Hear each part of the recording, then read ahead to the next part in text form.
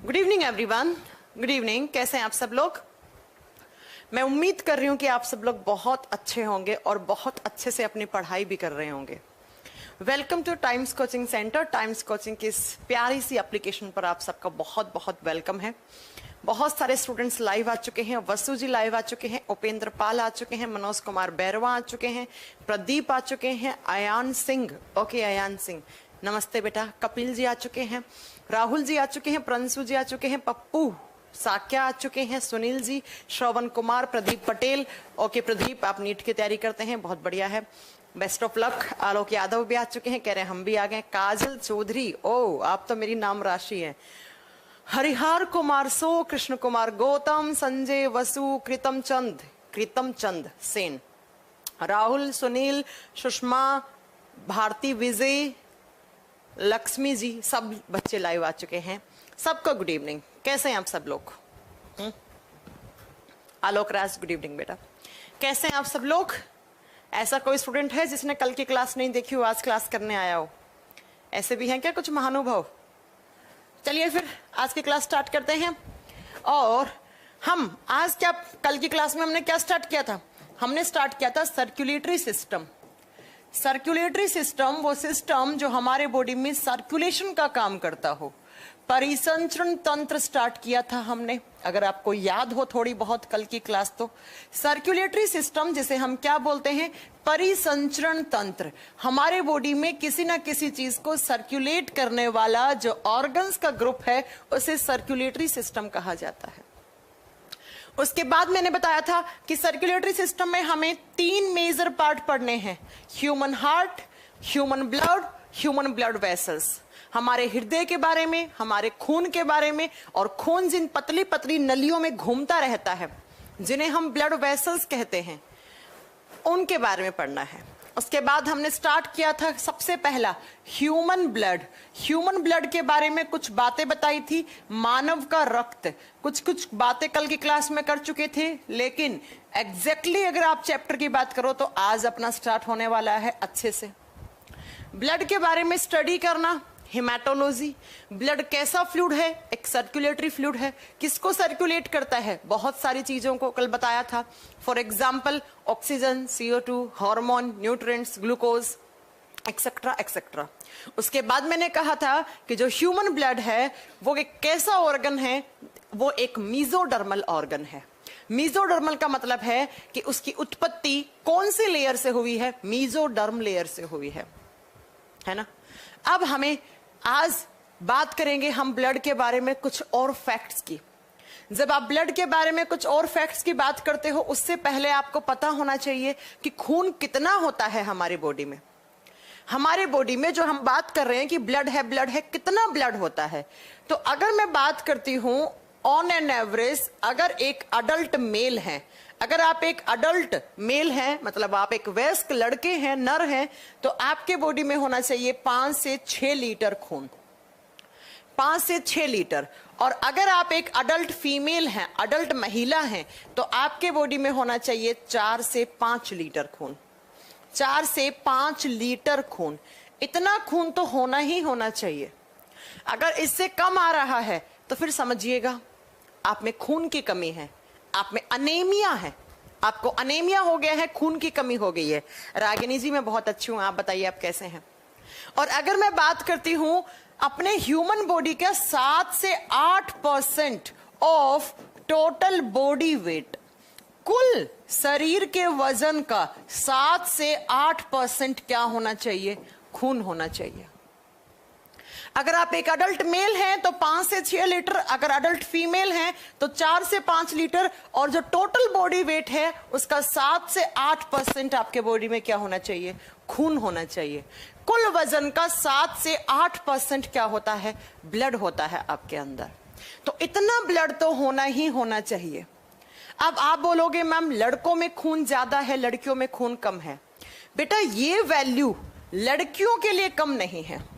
हाँ, लड़कों के कंपैरिजन में लड़कियों में आधे से 1 लीटर ब्लड कम होता है, लेकिन ये ब्लड लड़कियों के लिए कम नहीं है, लड़कों के कंपैरिजन में कम होता है। उसका रीजन क्या होता है कि लड़कियों को हर महीने मेंस्ट्रुअल फ्लो होता है, मासिक धर्म चक्र होता है उनका, जिसमें उनके बहुत सारे ब्लीडिंग, जो अनफर्टिलाइज्ड एग होते हैं उनको रिलीज करने में बहुत सारा ब्लड ब्लीडिंग हो जाती है उन्हें। एक रीजन तो यह है कि लड़कियों को हर महीने मेंस्ट्रुअल फ्लो होता है, जिसके कारण लड़कों के कंपैरिजन में आधे से 1 लीटर ब्लड कम होता है। दूसरा रीजन क्या होता है, ब्लड की जो मेन सेल्स होती हैं, अगर मैं बात करती हूं हमारे ब्लड में मेन सेल्स कौन सी हैं, RBC. RBC is the main cell of blood. लाल रक्त कोशिकाएं हमारे खून की मुख्य कोशिकाएं हैं, जो मिलियंस में होती हैं, आगे पढ़ाऊंगी मैं आपको। और जब आरबीसी की बात करते हैं तो बेटा लड़कों में आरबीसी थोड़ी ज्यादा होती है, लड़कियों में आरबीसी कम है। जब लड़कियों में ब्लड की मेन सेल्स कम है और लड़कों में ब्लड की मेन सेल्स ज्यादा हैं, तो बट ऑब्वियस लड़कों में थोड़ा सा खून ज्यादा होगा, लड़कियों में कम होगा। यही रीजन होता है कि जनरली आप देखोगे कि लड़के ही अपना खून डोनेट करते हैं। अगर आप 100 लड़कों को देखोगे, वहां पर 1 से 2 लड़कियां ऐसी होती हैं जो अपना खून डोनेट कर रही होती हैं। यही रीजन होता है कि अगर एक डॉक्टर को खून चाहिए होगा तो आपके घर में एक मेल एक फीमेल है, तो डॉक्टर किसको प्रेफर करेगा, लड़के को, कि आप अपना खून डोनेट कीजिए। आगे बात समझ में आपको? अगर हम बात करते हैं कितना है तो इतना होना चाहिए। अब बच्चों अगर मैं बात करूं हमारे ब्लड की, तो ब्लड का पीएच वैल्यू पूछा जाता है कि ब्लड का पीएच वैल्यू कितना होता है। पीएच का मतलब होता है पावर ऑफ हाइड्रोजन। किसी भी सॉल्यूशन में हाइड्रोजन आयन की कॉन्सेंट्रेशन कितनी है, उसको देखने के लिए हम पीएच स्केल को काम में लेते हैं। एक स्केल होता है जिस पर वैल्यू लिखा हुआ होता है 0 to 7 और 7 to 14। इस पीएच स्केल को आपने एक सॉल्यूशन में डाला, एक विलियन में डाला, तो अगर आपका रेंज आया 0 to 7, तो वो सॉल्यूशन किस नेचर का है, वो एसिडिक है, वो अम्लीय है। वो क्या है, वो एसिडिक है। अगर आपका पीएच वैल्यू आया 7 से 14, तो कितना आएगा, उसे क्या बोलेंगे, उसे बोलेंगे बेसिक। वो क्षारीय प्रकृति का है। तो बच्चों अगर मैं बात करती हूं, अगर आपने खून के अंदर पीएच स्केल को डिप किया, तो अप्रोक्स जो आपकी वैल्यू आएगी वो यहां आएगी, और इस वैल्यू को लिखा जाता है 7.4। देखो स्टैंडर्ड वैल्यू 7.4 है, लेकिन 7.4 से लेकर 7.5 तक आ सकती है आपके पीएच के वैल्यू। तो अगर 7.5 आ रहा है तो इसका मतलब ये नहीं है कि आपको कोई बीमारी हो गई है, आपका कोई खून खराब हो गया है। उपेंद्र बेटा नोटिफिकेशन ऑन कीजिए फोन का, सबके पास नोटिफिकेशन जाता है, मैं अपने हाथों से भेजती हूँ 3 से 4 बार। तो ह्यूमन ब्लड का पीएच वैल्यू कितना होता है, 7.4 होता है। अब मैं बात करती हूं हमारे ब्लड का नेचर, एक तो किस नेचर का है, बेसिक नेचर का है। क्यों है बेसिक नेचर का, इसका पीएच वैल्यू इतना है। दूसरा हमारे ब्लड का एल्केलाइन एक और नेचर होता है जिसे बोलाता है एल्केलाइन, क्षारीय, हिंदी में तो क्षारीय ही बोलेंगे। एल्केलाइन का मतलब होता है कोई भी ऐसा बेसिक सॉल्यूशन जिसको पानी में डालते हो तो पानी में डालते ही वो घुल जाता है। आप अपना खून लीजिए, खून निकालिए। अब इसका मतलब ये नहीं तुम लोग चोट वोट लगा के खून निकाल लो।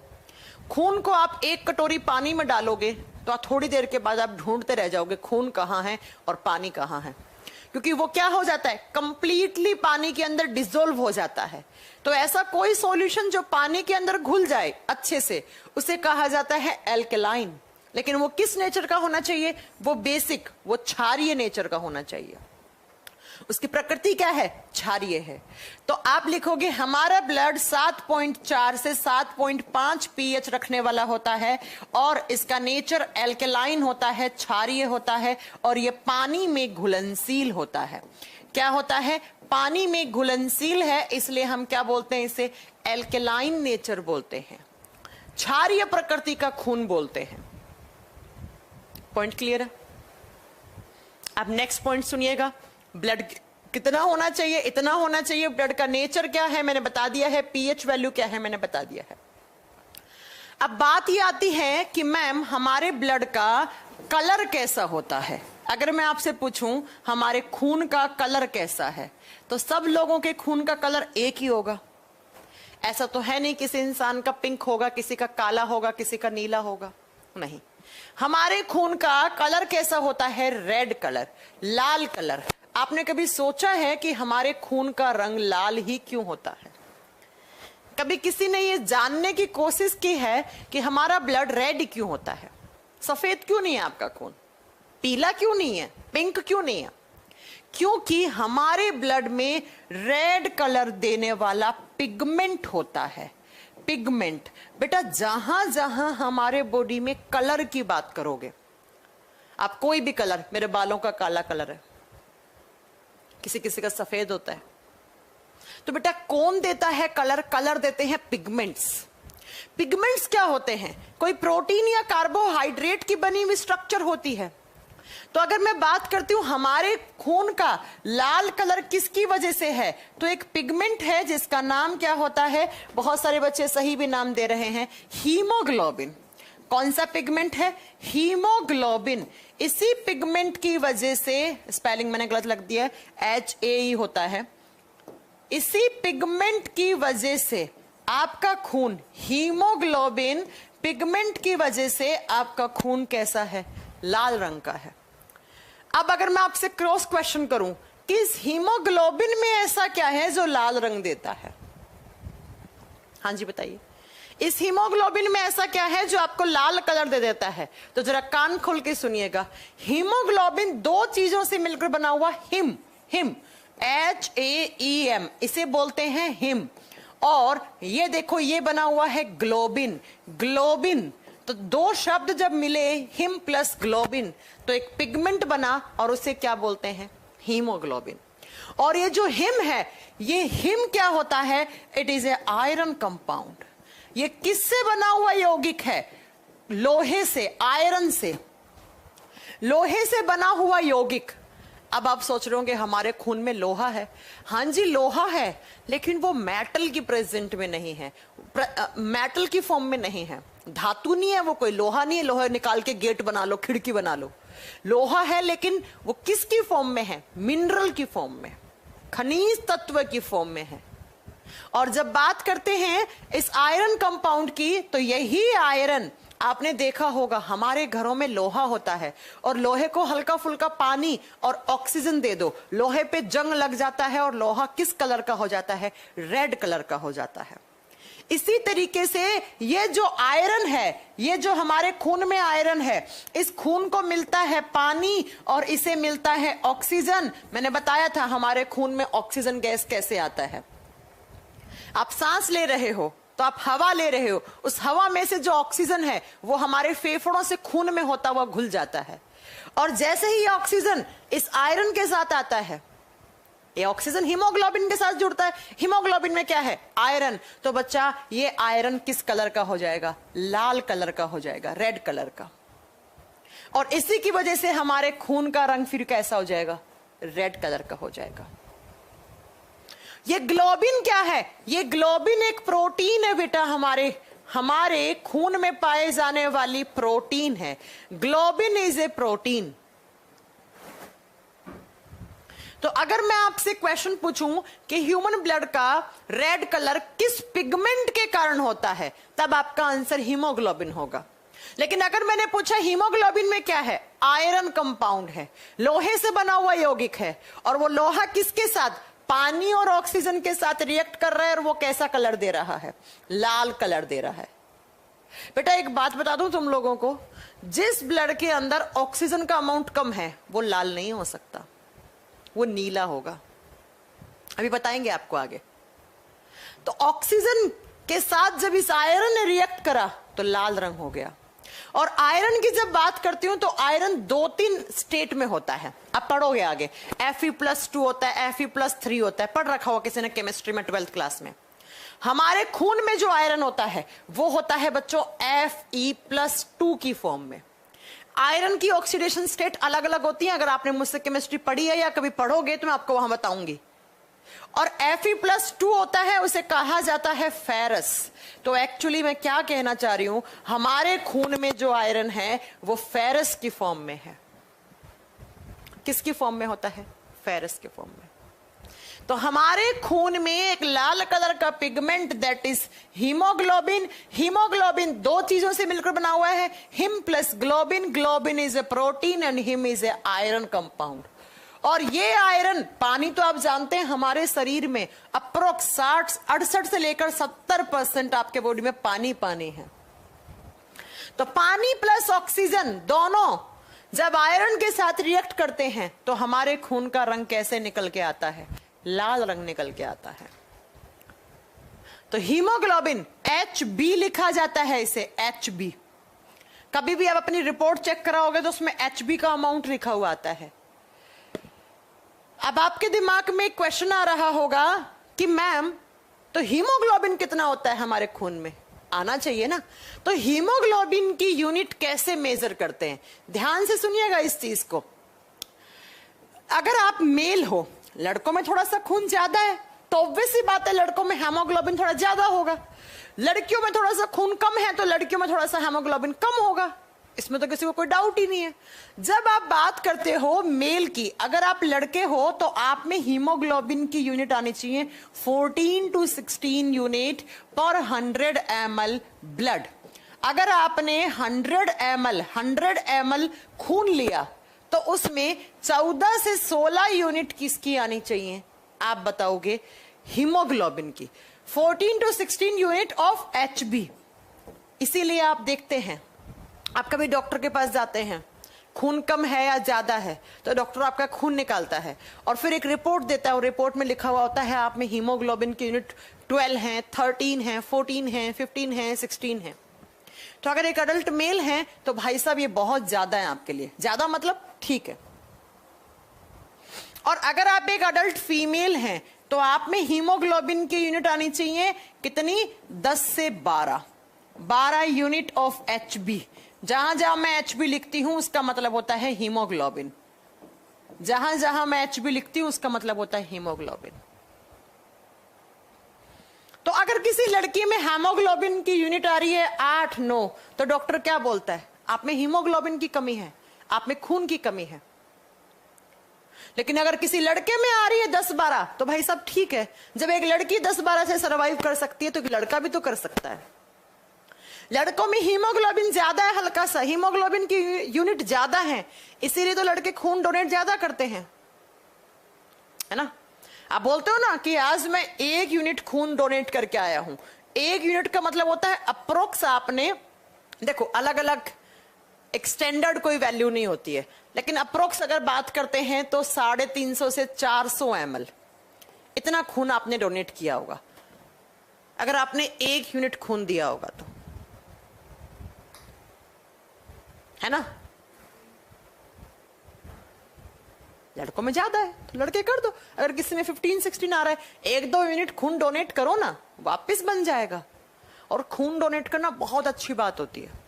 आपका इम्यून सिस्टम अच्छा रहेगा, आपका ब्लड सर्कुलेशन अच्छा रहेगा, बढ़िया तरीके से खून वापस बनेगा, बहुत बढ़िया तरीके से, और आपको बीमारियां इन्फेक्शन होने के चांसेस कम होते हैं। इसलिए खून की रिसाइकलिंग होनी चाहिए। इसलिए जब जब जरूरत पड़े किसी को खून डोनेट करके आया करें। लेकिन ऐसा नहीं है तुम में आ रही है 4 यूनिट हीमोग्लोबिन के और तुम चल गए महान बनने के लिए खून डोनेट करने, उन्होंने तुम्हारी निकाल ली 2 यूनिट और तुम वहां चक्कर खा के पड़ रहे हो, थोड़ी देर के बाद तुम्हें 5 यूनिट चढ़ा रहे हैं वो लोग। ऐसा भी नहीं करना। अगर आप में हेमोग्लोबिन का यूनिट आ रहा है कितना 12, 13, 14 तक भी आ रहा है तो दे दो 1-2, कोई दिक्कत नहीं है। जब लड़की 10 से 12 में सरवाइव कर रही है तो आप बिगड़ जाओगे, है ना। लेकिन ऐसा मत करना कभी 9 आ रही है 8 आ रही है जाके हीरो बनने के चक्कर में तुम लोगों ने दे दी अपनी 2 यूनिट, फिर घर आके तुम्हें चक्कर आ रहे हैं, तुम्हारे पेरेंट्स खुद फिर तुम्हें खून चढ़वाने जा रहे हैं। तो ऐसा नहीं करना है कभी भी। बात समझ में आ गई? तो इतना HB यूनिट होना चाहिए। तो खून को लाल कलर देने वाला पिगमेंट हीमोग्लोबिन होता है और हीमोग्लोबिन की यूनिट मैंने आपको बता दी है। प्रवीण बेटा वो आप क्या बता रहे हैं आपको मालूम है? आप बता रहे हैं वो चीज ब्लड प्रेशर। मैं ब्लड की क्वांटिटी पढ़ा रही हूं, blood pressure is a another thing, वो आगे बात करेंगे। जब हम बात करते हैं नेक्स्ट कि मैम ये खून कहां से आया, अब ऐसा तो है नहीं आप खून किसी का पीते हो कि आज तो मैं उस रेस्टोरेंट में जाऊंगा, वहां पर बड़ा अच्छा क्वालिटी का खून मिलता है यार, आज मैं खून पी के आऊंगा। खून खुद बनता है आपके बॉडी के अंदर। जो आप बाहर से न्यूट्रिएंट्स लेते हो, जो आप डाइट लेते हो, जो खाना खाते हो, उसमें जो कंपोनेंट्स होते हैं वो खून बनाते हैं आपके बॉडी में जाके। तो जब आप बात करते हो ब्लड के फॉर्मेशन की, कि ब्लड का फॉर्मेशन कहां होता है, निर्माण कहां होता है, खून कहां बना है, तो बेटा खून कहां बनता है, तो जरा ध्यान से सुनिएगा। हाँ, मैं अभी बात करूंगी कॉकरोच का कैसा खून होता है, प्लीज थोड़ा सा रुक जाइए। हाँ, हीमोग्लोबिन का नेचुरल कलर पर्पल होता है बेटा हर्ष गौतम, लेकिन जब उसे आयरन मिल जाता है और आयरन को पानी मिल जाता है तो वो रेड कलर का हो जाता है। ब्रजेंद्र जी, आप लेट आए हैं अप्रोक्स 20-25 मिनट, तब मैं आपका गुड इवनिंग स्वीकार नहीं करूंगी। जब खून की बात करते हो, खून से पहले भैया सुन लो, 2 बच्चों के डाउट हैं। आपने देखा होगा कॉकरोच को, कॉकरोच को देखना, कॉकरोच जिसे हिंदी में तिल चट्टा कहा जाता है, और कॉकरोच को कभी मारना। जब आप कॉकरोच को मारोगे तो कॉकरोच का जो खून है, उसका खून है वो आपको, उसका ब्लड जो है वो आपको व्हाइट कलर का दिखेगा, सफेद रंग का दिखेगा। जैसे हमारा खून कैसा निकलता है, लाल, उसका कैसा निकलेगा, सफेद कलर का निकलेगा। अब क्यों होता है कॉकरोच का ब्लड सफेद, तो जरा ध्यान से सुनिएगा, क्योंकि कॉकरोच के ब्लड में एक पिगमेंट होता है जिसे कहा जाता है हीमोलिम्फ। हीमोलिम्फ, ये हीमो है, हिम नहीं है। हिम होता है वो आयरन कंपाउंड होता है, और ये जो हीमोलिम्फ पिगमेंट है, ये जहां जहां होता है ये पिगमेंट, ये वर्णक जहां जहां प्रेजेंट होता है वहां वहां कैसा कलर देता है ब्लड को, व्हाइट कलर देता है। एक्चुअली बेटा ये जो लिम्फ नाम देखते हो ना, लिम्फ का मतलब ही होता है सफेद रंग, सफेद रंग। तो कॉकरोच का जो ब्लड होता है वो व्हाइट कलर का होता है, क्योंकि कॉकरोच के ब्लड में हीमोग्लोबिन नहीं है। हमारे खून में हीमोग्लोबिन है। गाय, भैंस, घोड़ा, बकरी सबका खून लाल होता है, क्योंकि हम मैमल्स हैं। बंदर, लंगूर, किसी का खून देखा आपने काला, पीला, नीला? इनका नहीं। कॉकरोच की बात करते हैं तो कॉकरोच के ब्लड में होता है हीमोलिम्फ पिगमेंट, और ये जो हीमोलिम्फ पिगमेंट है ये कैसा कलर देता है, ये देता है सफेद कलर। ऐसे ही अगर मैं बात करती हूं ऑक्टोपस, आपने देखा या नहीं देखा ऑक्टोपस? ऑक्टोपस का जो ब्लड है वो निकलता है बेटा ब्लू कलर का, नीले रंग का खून होता है ऑक्टोपस का। ऑक्टोपस का नीले रंग का खून होता है, क्योंकि ऑक्टोपस के ब्लड में क्या होता है, ऑक्टोपस के ब्लड में हीमोसाइनिन, हीमोसाइनिन नामक पिगमेंट होता है। कौन सा? हीमोसाइनिन।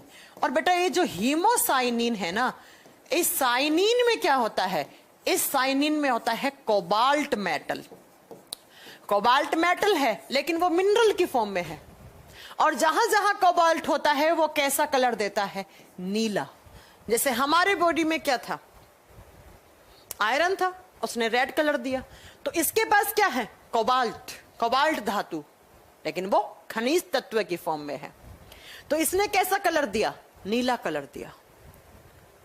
हीमोग्लोबिन होगा, लाल रंग देगा, हीमोलिम्फ होगा, व्हाइट कलर देगा, हीमोसाइनिन होगा, ब्लू कलर देगा।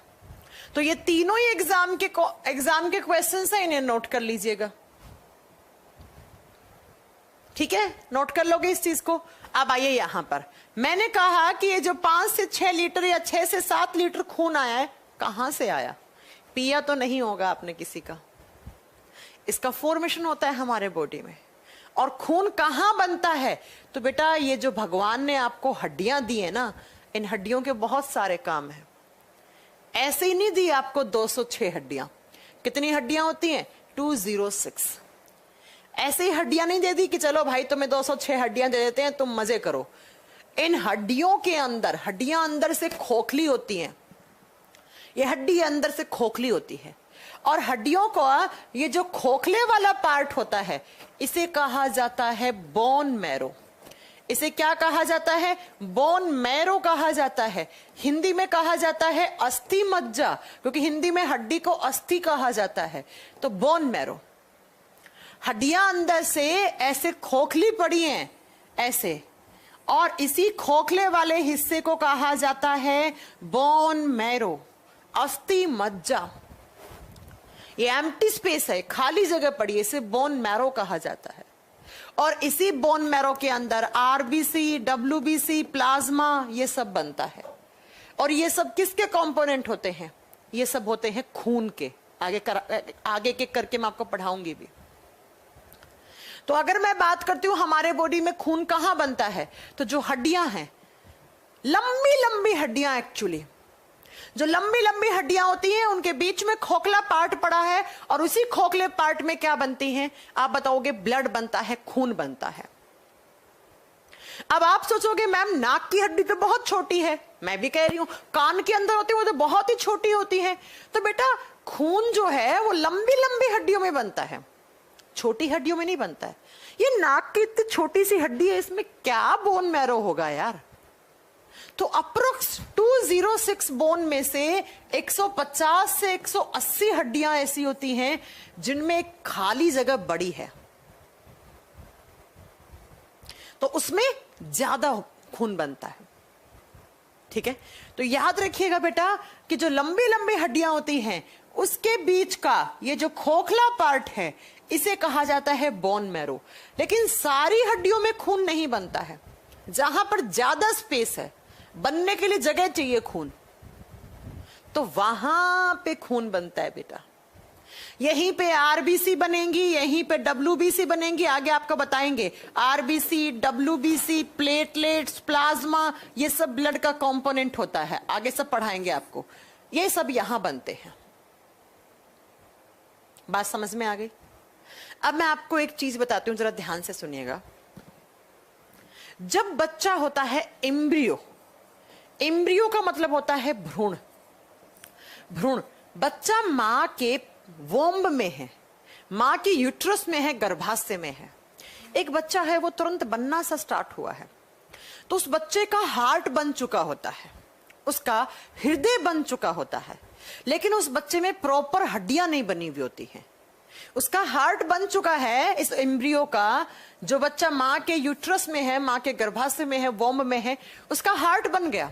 अब हार्ट जैसे ही बनता है, उसे ब्लड को पंप करने की आदत होती है, तो हार्ट कहता है भैया मुझे खून चाहिए, तुम कहीं से भी लाओ। लेकिन उस बच्चे में हड्डियां बनी नहीं है प्रॉपर, और हड्डियां नहीं बनी तो उसमें बोन मैरो कहां से बन जाएगा? बनी होंगी, थोड़ी छोटी मोटी बनी होंगी। कितनी सी हड्डियां होती है? बच्चा खुद इतना सा होता है जब जन्म होता है, तो जब एम्ब्रियो होता है इतना सा होगा, समझो आप।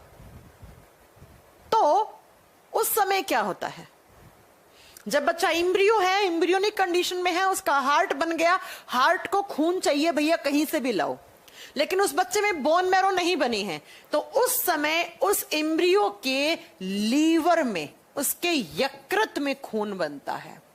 कहां बनता है? लीवर में। लीवर कहता कोई बात नहीं भाई साहब, बोन मैरो नहीं बनी ना, तो मैं बना दूंगा,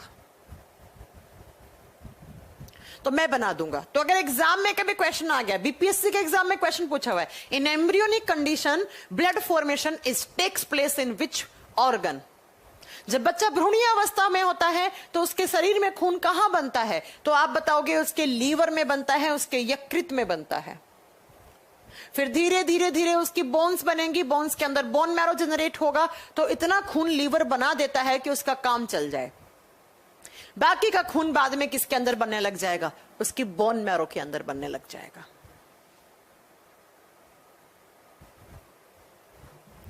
समझ में आ रही है मेरी बात कि हमारे बॉडी में अभी हाल फिलहाल में खून कहां बन रहा है? बोन मैरो में। आपने सुना होगा कि फलाने इंसान ने फलाने इंसान को अपना बोन मैरो दे दिया, डोनेट कर दिया। अब कुछ बच्चों को लगता है बोन मैरो दे दिया मतलब अपनी हड्डी दे दी। अभी नहीं यार, अगर मैं अपनी ये हड्डी दे दूंगी तो मैं कैसे काम चलाऊंगी अपना?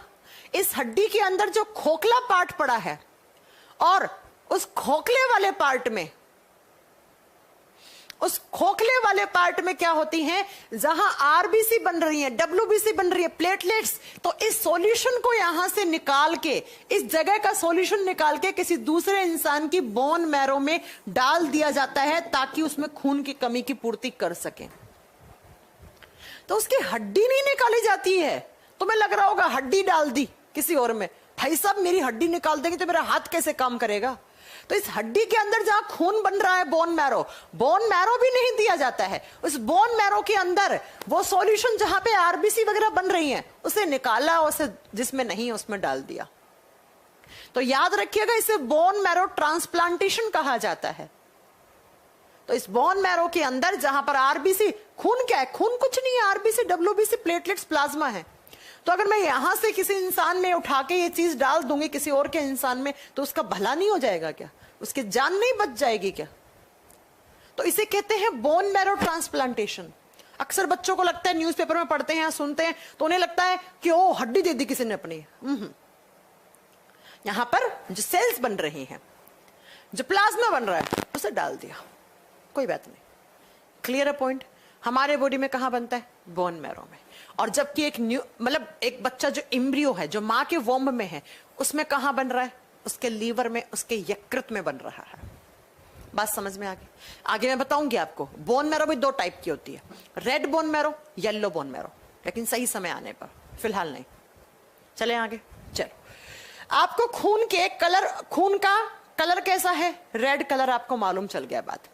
अब मैं आपको जो नेक्स्ट पॉइंट बताने जा रही हूं, इसको कान खोल के सुनिएगा। कान खोलो ना खोलो, आपके जो ब्रेन के पट है ना, दरवाजे, उन्हें खोल लेना। जो ब्लड है हमारे बॉडी में, वो दो टाइप का है। हमारे शरीर में जो खून है वो दो टाइप का है। अब आप कहोगे मैम खून तो एक जैसा ही होता है, खून के कौन से कलर हैं? अगर आप अपने शरीर से बाहर खून निकालोगे, मेरा, आपका, आपके भाई का, आपके बहन का, किसी का भी, तो हमारे खून में कोई डिफरेंस नहीं होता है। जैसा आपका दिखेगा वैसा ही मेरा दिखेगा। हिंदू, मुस्लिम, सिख, ईसाई, सबका खून सेम है। लेकिन हमारे बॉडी के अंदर जो खून है वो दो टाइप का है बेटा। कौन कौन सा? तो जरा ध्यान से सुनिएगा। एक को कहा जाता है प्योर ब्लड। प्योर का मतलब होता है जो प्योर है, शुद्ध रुधिर। प्योर ब्लड, शुद्ध रुधिर या शुद्ध खून लिख लो। दूसरा आता है बच्चों इम्प्योर ब्लड। इम्प्योर ब्लड, और हिंदी में कहा जाता है अशुद्ध रुधिर। शुद्ध रुधिर और अशुद्ध रुधिर। अब मैम इम्प्योर है, इसका मतलब तो वो खराब हो गया। हम बोलते जनरली चीज इम्प्योर होगी, इसे फेंक दो। ना ना ना ना ना ना, ऐसा तो आपके बॉडी में जो जितना सारा खून होता है ना, वो कभी ना कभी, किसी ना किसी समय तो इम्प्योर होता है। तो अगर सारा ही फेंक दोगे तो कैसे काम चलेगा? सुनिएगा आप कान खोल के। ऐसा खून जिसमें ऑक्सीजन गैस का अमाउंट ज्यादा है, जिसमें ऑक्सीजन ज्यादा है, मैंने इंक्रीज का सिंबल लगा दिया, समझ जाइएगा। ऐसा खून जिसमें ऑक्सीजन गैस की मात्रा ज्यादा है, उस खून को प्योर ब्लड, या उसी को एक और नाम दिया जाता है ऑक्सीजनेटेड ब्लड। जिस खून के अंदर ऑक्सीजन ज्यादा है, अब आप बोलोगे मैम सिर्फ ऑक्सीजन होता है क्या? नहीं भैया, थोड़ी बहुत कोई और भी गैस आ सकती है, लेकिन ऑक्सीजन ज्यादा, उसे कहा जाता है ऑक्सीजन गैस युक्त रुधिर, ऑक्सीजन गैस युक्त खून। तो उस खून को कहा जाता है प्योर। मैम ऑक्सीजन को प्योर मतलब? भाई साहब, हम लोग कौन सी गैस पर जिंदा रहते हैं? ऑक्सीजन गैस पे। तो मैं जिस चीज पर जिंदा रहूंगी उसे मैं प्योर कहूंगी भाई साहब। और जब मैं बात करती हूं इम्प्योर की, ऐसा खून जिसमें कार्बन डाइऑक्साइड की मात्रा ज्यादा है, उस खून को इम्प्योर कहा जाता है। या उसका दूसरा नाम होता है डीऑक्सीजनेटेड ब्लड। क्या होता है? डीऑक्सीजनेटेड ब्लड, कार्बन डाइऑक्साइड युक्त खून। ऐसा खून जिसमें कार्बन डाइऑक्साइड की मात्रा ज्यादा है, और भी कुछ हो सकती है गैस, लेकिन हल्की फुल्की, उसे बोलते हैं CO2 युक्त रुधिर। तो मैंने क्या कहा? ऐसा ब्लड जिसमें ऑक्सीजन ज्यादा, दैट इज प्योर। जिसमें ऑक्सीजन कम, उसे इम्प्योर। तो क्या मैम ये खून खराब हो गया? अरे नहीं उल्लुओं, ये खून जाता है हमारे फेफड़ों के पास, और फेफड़ों का काम ही क्या होता है? आपको भगवान ने दो फेफड़े दिए हैं ना, इन फेफड़ों का काम होता है ब्लड प्यूरिफिकेशन। अब मैं आपको आज एक फैक्ट बताने वाली हूं जो जनरली बच्चों को बहुत डाउटफुल रहता है। आज बता रही हूं, इसके बाद कभी मत पूछना जीवन में। आपके बॉडी में दो प्रोसेस होती हैं। एक तो होता है blood purification, blood purification, blood को शुद्ध करना। एक होता है ब्लड फिल्ट्रेशन, खून को छानना। खून को छानना और खून का शुद्धिकरण करना। आप सुनिए जरा ध्यान से।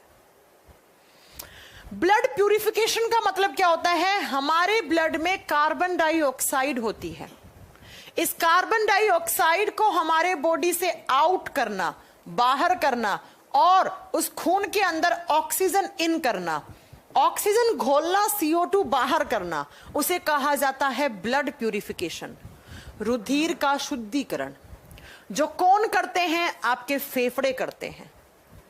फेफड़ों का काम क्या होता है? अगर कभी आपसे कोई पूछ ले कि फेफड़े किस प्रोसेस पे काम करते हैं, ब्लड प्यूरिफिकेशन पर।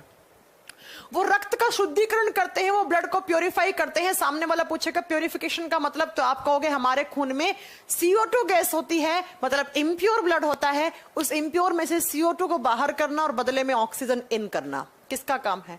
हमारे फेफड़ों का। अब आप बोलोगे मैम ब्लड फिल्ट्रेशन क्या है? खून को छानना। खून में बहुत कुछ होता है, कुछ जरूरी है हमारे लिए, कुछ नहीं जरूरी है। खून के अंदर कुछ अच्छी चीजें होती है तो कुछ खराब भी होती हैं। जैसे हमारे खून में यूरिया, यूरिन, यूरिक एसिड, ये सब खराब होते हैं हमारे बॉडी के लिए। और खून में ग्लूकोज हो गया, ऑक्सीजन हो गया, खून में विटामिन हो गए, ये अच्छी चीजें होती हैं बेटा। तो ऐसा सारा खून सारे बॉडी ऑर्गन से जाता है हमारे गुर्दों के पास, किडनियों के पास, और गुर्दे क्या करते हैं? ब्लड को फिल्टर करते हैं।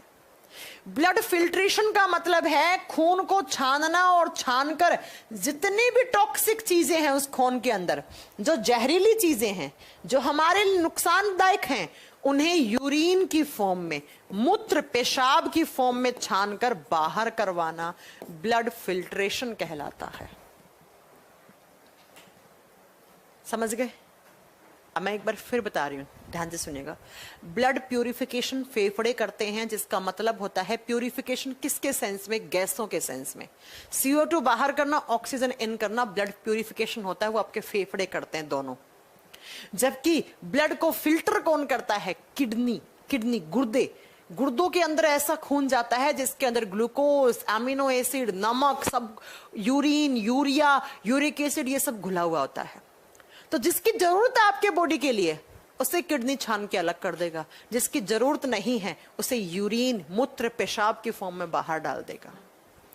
इसीलिए तो डॉक्टर आपके यूरिन का सैंपल लेता है जब आपको बीमारियां होती हैं। यूरिन का सैंपल सब कुछ बता देता है। क्यों लेता है आपके यूरिन का सैंपल? क्योंकि यूरिन में अमीनो एसिड है, प्रोटीन है, यूरिन में सोडियम है, सोडियम क्लोराइड है, कैल्शियम है, सब कुछ थोड़ा बहुत यूरिन की फॉर्म में बाहर निकलता रहता है। और उससे लैब में जाकर उसके ऊपर एक्सपेरिमेंट करके पता लग जाता है आपके खून के, अगर आपके यूरिन के अंदर ये ज्यादा आ रहा है, अगर यूरिन के अंदर ग्लूकोज ज्यादा हुआ, आपको शुगर है। यूरिन के अंदर अगर यूरिक एसिड ज्यादा हुआ, आपके घुटने वुटने में दिक्कत है, इसलिए तो आपके यूरिन का सैंपल लेता है। तो आज के बाद याद रखिएगा कि ब्लड इम्प्योर का मतलब कुछ नहीं है, खराब नहीं हुआ है वो, है ना।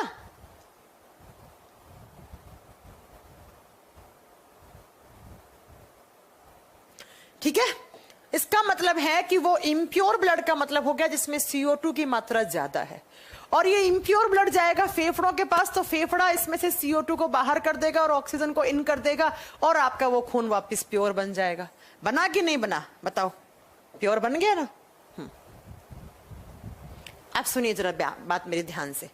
ऐसा खून जिसमें ऑक्सीजन की मात्रा ज्यादा होती है वो लाल कलर का होता है, क्योंकि बता दिया मैंने, ऑक्सीजन है और इस खून में हीमोग्लोबिन में हिम है, आयरन है, तो कैसा कलर देगा? लाल कलर देगा। लेकिन ऐसा खून जिसमें कार्बन डाइऑक्साइड की मात्रा ज्यादा है वो खून ब्लू कलर का होता है, नीले रंग का होता है। और अगर बहुत ज्यादा कार्बन डाइऑक्साइड हो गया, ब्लैकिश कलर का हो जाएगा, काले रंग का खून हो जाएगा। ये लो बेटा। अब आप कहोगे मैम खून नीला होता है क्या? खाई का मजाक कर रही हो आप। आपने देखा है किसी इंसान की डेड बॉडी, खुदा ना खास्ता कभी आपको देखनी पड़े, जब इंसान मर जाता है उसका शरीर नीला पड़ जाता है, उसके होंठ, उसके नाखून, उसकी स्किन नीली पड़ जाती है, क्योंकि इंसान मरा कब? जब उसके बॉडी में किसका ट्रांसपोर्टेशन बंद हुआ? ऑक्सीजन। उसके खून में ऑक्सीजन नहीं है इसलिए मर गया। और जैसे ही मरता है तो उसके खून में कार्बन डाइऑक्साइड ज्यादा है, क्योंकि फेफड़ा काम नहीं कर रहा उसका। तो उस इंसान की डेड बॉडी किस कलर की पड़ेगी? नीले रंग की पड़ेगी। तो याद रखिएगा हमारे बॉडी में खून दो टाइप का है, लेकिन जब शरीर से बाहर निकालोगे तो एक ही कलर है, किसी का भी उठा लो, मेरा, आपका, सबका। तो ये खून दो टाइप का है, प्योर, इम्प्योर। अब इम्प्योर का मतलब ये नहीं है कि खराब हो गया उसे बाहर फेंको, अरे नहीं भैया। इम्प्योर का मतलब ये नहीं है कि खून को निकालो और उसे बाहर फेंको। इम्प्योर का मतलब है वो फेफड़े के पास जाएगा और फेफड़े का दिन रात यही काम होता है, CO2 बाहर करना। अच्छा उपेंद्र पाल, आप हॉस्पिटल एम्प्लॉय हैं, बहुत बढ़िया। अच्छा आईसीयू में ड्यूटी लगती है आपकी, अरे वाह, किस हॉस्पिटल में, कहां पे बेटा? तो खून दो टाइप का, प्योर, इम्प्योर। मैं आपको एक एग्जांपल देती हूं। कभी आपने ब्लड डोनेट किया? जब ब्लड डोनेट करते हैं तो बेटा देखा हुआ किसी ना किसी इंसान को चक्कर आ जाता है। एक्चुअली जब किसी को ब्लड डोनेट किया जाता है तो उसका खून निकाला जाता है वेन्स से, और वेन्स का मतलब होता है सिराएं। एक ड्रिप लगाएंगे वेन्स और उसमें से आपका खून निकाल लेंगे। वेन्स में रहता है CO2 वाला ब्लड। अब आप बोलोगे तो मैम हमने किसी को इम्प्योर ब्लड दिया है, तो क्या हो गया? जिसको चढ़ेगा उसके बॉडी में क्या है? फेफड़ा है ना। बिना फेफड़ों वाले इंसान को थोड़ी चढ़ाओगे CO2। बिना फेफड़े का मतलब मर गया इंसान, मरे हुए इंसान को खून थोड़ी चढ़ाओगे। लेकिन कभी कभी आपने देखा होगा, आप कहीं ऐसी जगह, अननोन जगह ब्लड डोनेट करके आ जाते हैं जिन्हें पता ही नहीं होता ये वेन है, ये आर्टरी है। तो वो लोग क्या करते हैं, नए नए ऐसे कंपाउंडर्स, ऐसी नर्स होती हैं जो अपने आप को डॉक्टर से कम नहीं समझती हैं, बस उन्हें सिर्फ इंजेक्शन लगाना आता है और दवाइयों के नाम पर एक पैरासीटामोल का नाम पता होता है। तो क्या होता है कि वो आर्टरी, धमनी के अंदर एक लंबा सा इंजेक्शन घुसाएंगी और आपको बोलेंगी 1 यूनिट खून लिया और 3 यूनिट खून निकाल लेंगे आपका। और आर्टरीज में जो खून होता है बेटा, वो होता है ऑक्सीजन वाला। और अब आप सोचिए, एकदम से आपके बॉडी से इतना सारा खून निकल गया आर्टरी से, धमनियों से, तो इतना सारा ऑक्सीजन गया और बिना ऑक्सीजन की वजह से आपको चक्कर आने लग जाते हैं, एकदम वीकनेस होगी, आप बेहोश हो जाओगे। इसीलिए अक्सर जब कोई इंसान ब्लड डोनेट करने जाता है तो वो बेहोश भी हो जाता है। आर्टरी से भी ले सकते हैं, लेकिन देखा जाएगा कितना है सामने वाले बंदे में, है ना। लेकिन जनरली वेन से लेना ज्यादा सेफ रहता है, ब्लड डोनेट करते हैं तब उस समय। तो इस चीज को याद रखिएगा। आगे हम आर्टरी वेन सब करवाएंगे आपको, ये तो फिर मैंने इन जनरल आपको बता दिया ताकि आपको याद रहे कभी, क्योंकि साइंस क्या है आपको डेली लाइफ में भी काम आती है। कभी ना कभी ब्लड, क्या पता किस दिन आपको खून की जरूरत पड़ जाए, क्या पता आप किसी को किस दिन खून दे दो। जिंदगी का भरोसा है क्या? जब तक है बस चल रही है। तो वही बात है, तो ये बातें मालूम भी होना चाहिए डेली लाइफ में आपको। अब बात करते हैं ब्लड के अंदर क्या है। अगर मैं बात करूं आपके खून में क्या है, ये तो बात होगी खून किस कलर का होता है, खून कहां बनता है, खून का पीएच वैल्यू क्या होता है, ये सब तो आपको मालूम चल गई बातें।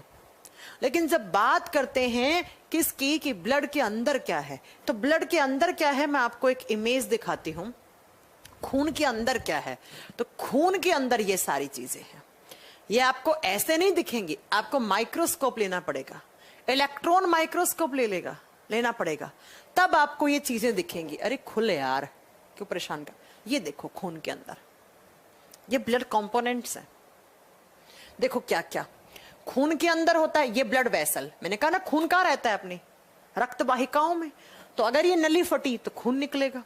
खून निकलेगा तो क्या क्या, एक ये बना हुआ है आरबीसी सा, एक ये बना हुआ बिच्छू जैसा प्लेटलेट्स, एक ये बना हुआ WBC, एक ये बना हुआ पीला पीला रंग plasma. They all are blood components. ये हमारे खून के अंदर घटक पाए जाते हैं। ये सब क्या है, ब्लड कंपोनेंट्स हैं। और ब्लड में 2 टाइप के कंपोनेंट्स होते हैं, जरा ध्यान से सुन लीजिएगा ब्लड में कौन कौन से। ब्लड में 2 टाइप की चीजें होती हैं। एक होता है ब्लड की सेल्स, ब्लड सेल्स, या इन्हें बोलते हैं ब्लड कैप्सूल्स, ठीक है। हिंदी में बोलते हैं कणिकाएं, या इन्हें बोलते हैं कोशिकाएं। वो कोशिकाएं जो किसके अंदर हैं, ब्लड के अंदर हैं, खून के अंदर हैं। और ब्लड के अंदर जो सेल्स होती हैं वो होती हैं बच्चों 3 टाइप की। पहले सुन लीजिए कौन कौन सी। आरबीसी फुल फॉर्म होती है रेड ब्लड सेल, हिंदी में होती है लाल रक्त कोशिका, लाल रक्त कोशिका, रेड ब्लड कैप्सल्स या रेड ब्लड सेल। दूसरी आती है डब्ल्यूबीसी व्हाइट ब्लड सेल, सफेद रुधिर कोशिकाएं। और तीसरी आती हैं ब्लड प्लेटलेट्स। क्या आती हैं? ब्लड प्लेटलेट्स आती हैं, जिन्हें हिंदी में कहा जाता है रुधिर बिंबाणु कोशिका। आरबीसी, डब्ल्यूबीसी एंड प्लेटलेट्स, ये होती है ब्लड की सेल्स। ये देखो ना, ये दिखा रखा आरबीसी लाल रंग वाली, ये बिच्छू जैसी दिख रही है कुछ, ये प्लेटलेट केकड़े जैसी दिख रही है मान लो, ये आपके क्या है? व्हाइट ब्लड सेल्स है। ये क्या है? ये ब्लड की सेल्स हैं जो ब्लड के अंदर, कहा तो था ब्लड इज ए टिश्यू, और टिश्यू किससे बनता है? बहुत सारी सेल्स के ग्रुप को टिश्यू कहा जाता है। तो ब्लड के अंदर बहुत सारी सेल्स, इनका ग्रुप बन गया तो ब्लड इज ए टिश्यू। तो ब्लड के अंदर 3 टाइप की सेल्स होती हैं, आरबीसी, डब्ल्यूबीसी, प्लेटलेट्स, और इसे कहा जाता है ब्लड कैप्सूल्स या ब्लड सेल्स। दूसरी तरफ क्या होता है? दूसरी तरफ होता है ब्लड का लिक्विड पार्ट या ब्लड का मैट्रिक्स पार्ट। ब्लड के अंदर लिक्विडिटी जो होती है, आप देखिए ना, आपका ब्लड लिक्विड होता है। अगर हमारा ब्लड लिक्विड ना होकर सॉलिड होता तो कभी हमें ब्लीडिंग होती ही नहीं। खून ब्लीडिंग क्यों होती है? खून बाहर क्यों निकलता? क्योंकि ब्लड इज ए लिक्विड। तो ब्लड का जो लिक्विड है या जो ब्लड का मैट्रिक्स वाला पार्ट होता है, जिसकी वजह से आपके खून में लिक्विडिटी है, that is known as plasma. उसे प्लाज्मा कहा जाता है। उसे क्या कहा जाता है? प्लाज्मा। तो आप मेरी बात को जरा ध्यान से सुनो। इसका मतलब मैम, खून में मेजर 4 चीजें। यस, क्या क्या? खून में है प्लाज्मा जो लिक्विड है, और उसी खून के अंदर 3 टाइप की सेल्स हैं, RBC, WBC and blood platelets. ये 4 चीजें जब मिलती हैं तो आपका खून बनता है। अप्रोक्स 55% में इसका लिक्विड पार्ट है, कहने का मतलब प्लाज्मा अकेला 55% में है, और जो सेल्स हैं वो हमारे ब्लड में 45% में होती हैं। प्लाज्मा 55% एंड ब्लड सेल्स 45% में होती हैं। और जब ब्लड सेल्स की बात करते हो, सबसे ज्यादा आरबीसी होती हैं, और RBC is the main cell of blood. RBC is the main cell of blood. RBC हमारे ब्लड की मुख्य कोशिका है, क्योंकि आरबीसी भी लाल है और खून भी लाल है। आरबीसी के पास हीमोग्लोबिन होता है, बाकी डब्ल्यूबीसी प्लेटलेट्स के पास नहीं होता हीमोग्लोबिन। आप इस इमेज से आइडिया लगा लो ना, ये लाल कलर की दिख रही है, बाकी आपको ये दिख रही है क्या लाल कलर की? बाकी, और ये जो पीलापन है ना, पीलापन, ये प्लाज्मा है। तो हमारे ब्लड के क्या क्या कंपोनेंट्स हैं? तो बच्चा इतने हैं। आप मुझे ना 1 मिनट का समय देना, मैं 1 मिनट में लौट के आ रही हूं ना, थोड़ा सा रुकिएगा।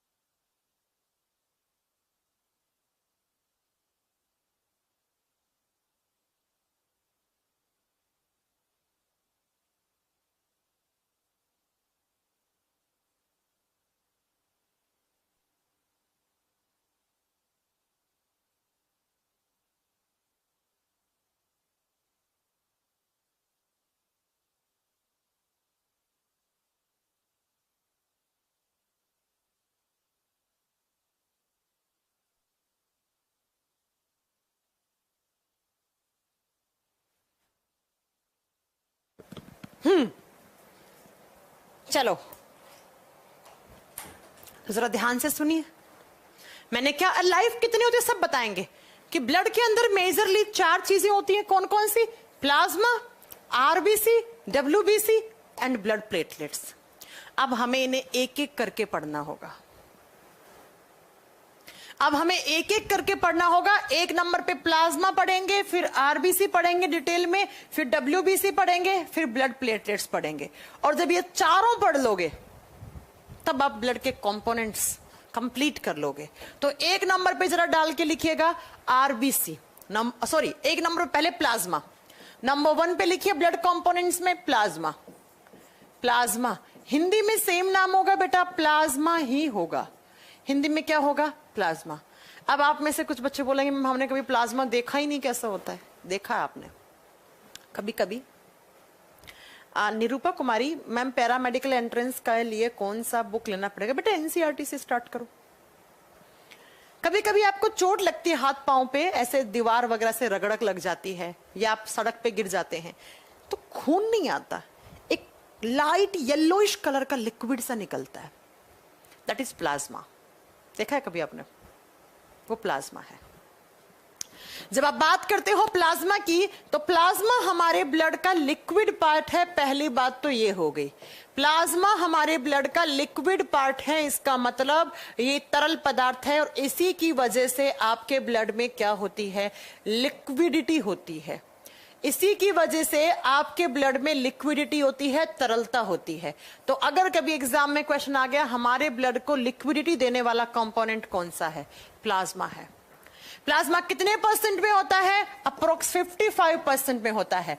प्लाज्मा का कलर कैसा है? ये होता है पेल येलो कलर या लाइट येलो कलर का, हल्का पीला रंग। अब गाढ़ा पीला रंग नहीं है कि सरसों के फूल जैसा, नहीं, हल्का पीला रंग, हल्का पीला रंग। और अब मैंने आपको एक चीज बताई है, जब जब साइंस में आप क्या पढ़ोगे? कलर, तो कलर के लिए कौन से पिगमेंट्स रिस्पॉन्सिबल होते हैं? ये जो प्लाज्मा का हल्का पीला रंग आया, ये कहां से आया? तो किसी पिगमेंट ने दिया होगा। उस पिगमेंट का नाम क्या है? तो उस पिगमेंट का नाम होता है बिलीरूबिन पिगमेंट। कौन सा? Bilirubin pigment. और ये बिलीरूबिन होता है येलो कलर का, और इसे बनाता कौन है? लीवर, यकृत। बच्चों लीवर के काम नोट करते जाना, बहुत काम करता है लीवर। इसलिए कहती हूं नहीं अल्कोहल पीनी चाहिए, क्योंकि आपका जब लीवर खराब हो जाता है अल्कोहल पीने से, आपको लीवर सिरोसिस हो जाता है, खत्म है जिंदगी। जीने को जियोगे, लेकिन उस जिंदगी में कोई मजा नहीं है जो बिना लीवर के है।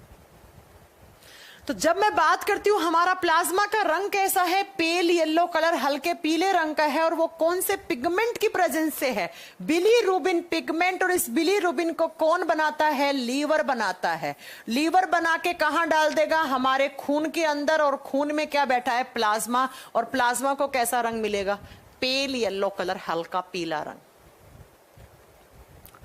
अब क्या होता है कि कभी कभी आपका लीवर खराब हो जाता है, और आपका ये लीवर इतना ज्यादा बिलीरूबिन बना देता है, इतना ज्यादा बिलीरूबिन बना देता है, और ये बिलीरूबिन जैसे ही एक्सेस अमाउंट में होगा, तो भाई साहब जब बिलीरूबिन एक्सेस अमाउंट में होगा तो कैसा कलर ज्यादा हो जाएगा हमारे शरीर में?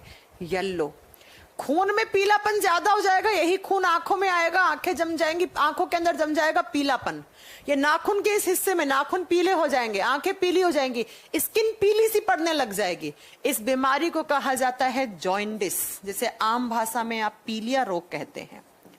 तो जब मैं बात करती हूं कि बिलीरूबिन जो लीवर बनाता है, और जब लीवर ने इस बिलीरूबिन को ज्यादा बना दिया, कब बनाता है? एक बीमारी होती है हेपेटाइटिस बी, कभी सुना होगा आपने, हेपेटाइटिस बी डिजीज। एक वायरस का इन्फेक्शन होता है HBV, हेपेटाइटिस बी वायरस का इन्फेक्शन होता है, जिससे हमारे बॉडी में ये वायरस आता है लीवर में, और लीवर को डैमेज कर देता है, लीवर की सेल्स खराब हो जाती हैं, जिससे लीवर बहुत ज्यादा बिलीरूबिन बनाता है।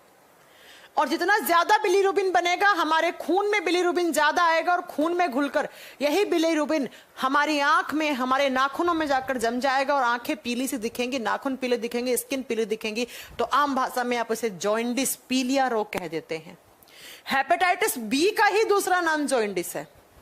रिपोर्ट में जॉइंडिस नहीं, हेपेटाइटिस बी आएगा। तो अगर एग्जाम में क्वेश्चन पूछ ले प्लाज्मा का रंग कैसा होता है? हल्का पीला रंग। कौन देता है उसे? बिलीरूबिन। किसने बनाया? लीवर ने, यकृत ने, जिगर ने।